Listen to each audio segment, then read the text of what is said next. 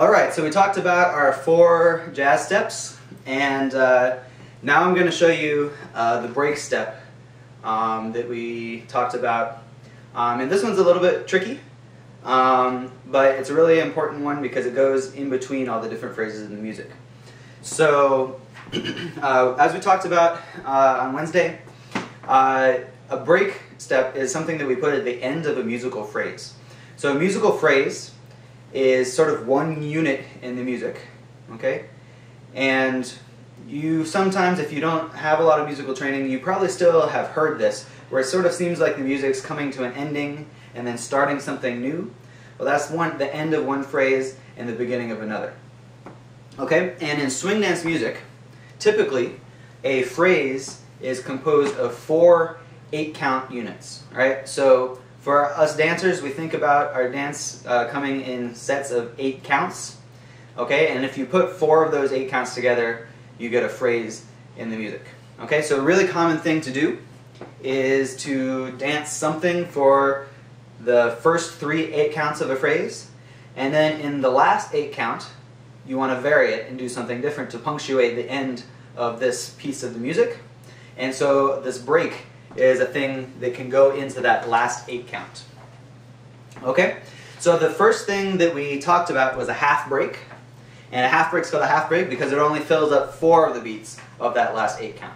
Okay? So basically what the half break is starts with, on 8, a sort of leap forward onto the front foot. Alright, so you'll see this in the shim sham. Those of you who know the shim sham, for those of you who don't, you should learn it. Okay? It's sort of like the easiest jazz routine that a lot of dancers first learn when they're first learning jazz steps. And you'll see it danced at a lot of social dances too. Okay? So in the shim sham, when you see everyone start to do this, that's the half break. Okay? So that comes on 8. So you go 8 onto the right foot, and then 1, we're going to step back onto the left. Show it from this angle, we're going 5, 6, 7, 8, 1. And we step back onto our left. Okay? After that, it's just a kickball change, just the same as the other steps that we did. Okay?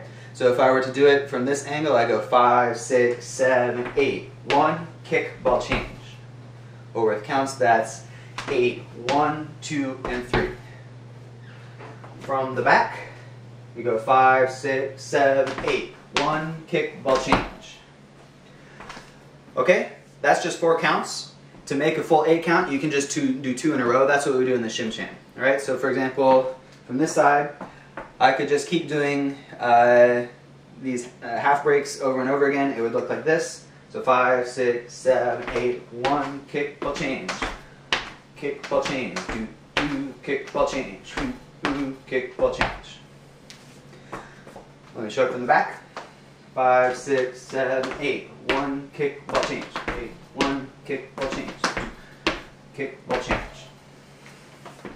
Okay.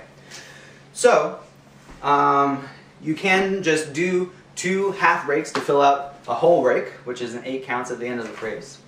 But we're going to do something a little bit fancier.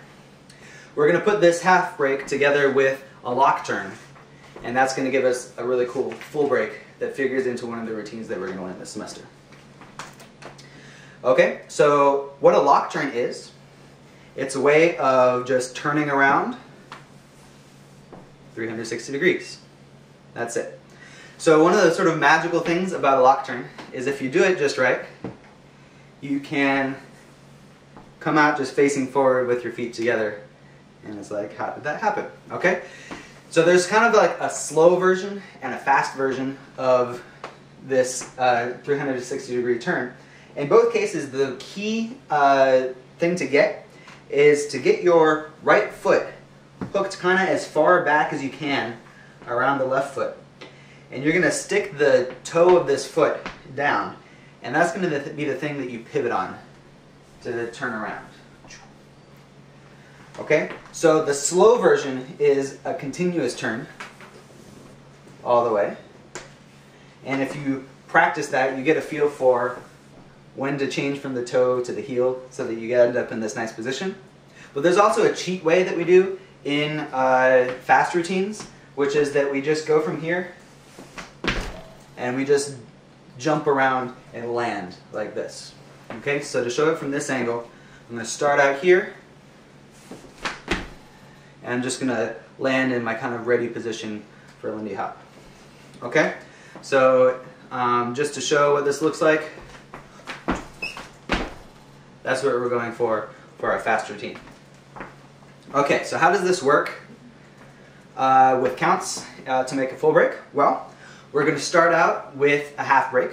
It goes like this. We're going to go 8, 1, 2, and 3, 4. Okay? So on 4, after our half break, we want to get to our lock turn position. So on 5, we can do the turnaround.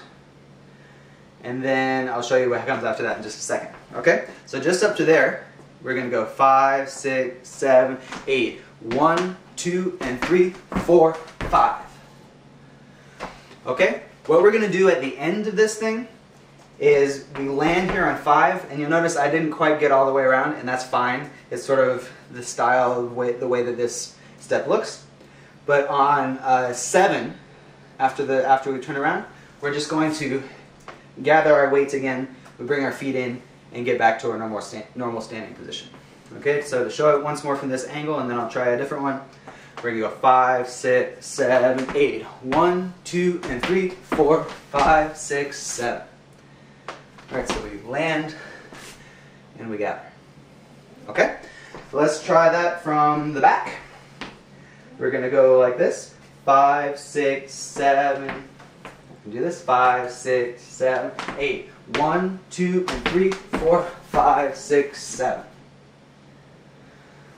Okay, just to break that down one more time to make sure we've got it, we're going 8 is the half break, 8, 1, kick, ball change, that's 2, 3, and then 4, we're getting to the lock turn, 5 we turn, and then 7, we're going to bring our weight back up. So one more time, 5, 6, 7, 8, 1, 2, and 3, 4, 5, 6, 7. Okay, so that's our break step. That's kind of a lot of stuff to put together, but please at least try to get the elements together, right? Try to get the half break and try to get the lock turn, and then we can work on putting those elements together at one of our practices. All right, thanks guys.